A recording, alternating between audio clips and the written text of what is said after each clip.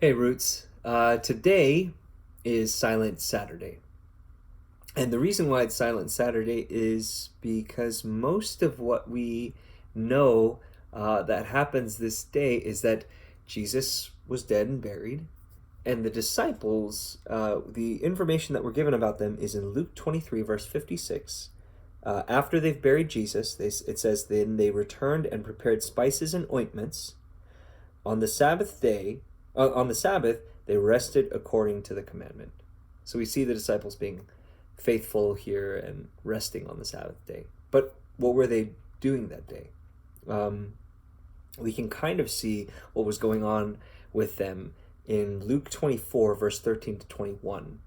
And I'm not going to read it here because that would make this video really long, but I do want you to go and read through it yourself and see what's going on here. And you can kind of track with what is going on in the disciples' heads this whole day, that they're just left in doubt. Jesus is in the grave. What's going on?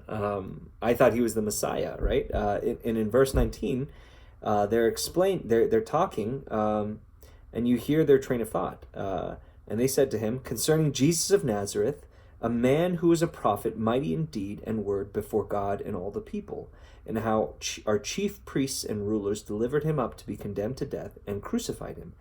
But we had hoped that he was the one to redeem Israel.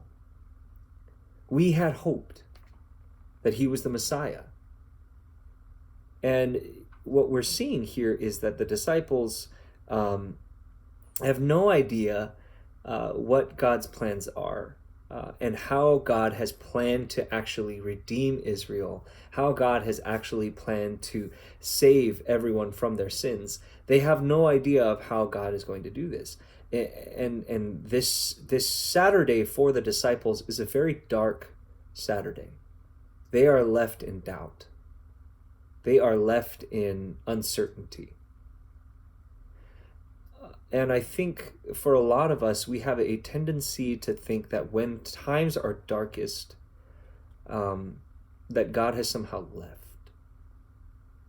But what this shows us, the wonderful thing that this shows us is sometimes when, the way that I've heard it said is, sometimes when times are darkest, God is working his greatest miracle. There are moments that are most difficult, and you can see this for the disciples. They are left on this Saturday completely uncertain, completely oblivious. They have no idea what God is doing. But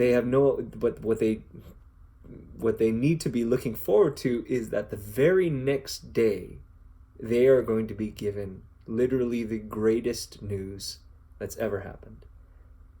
Jesus Christ will have risen from the grave.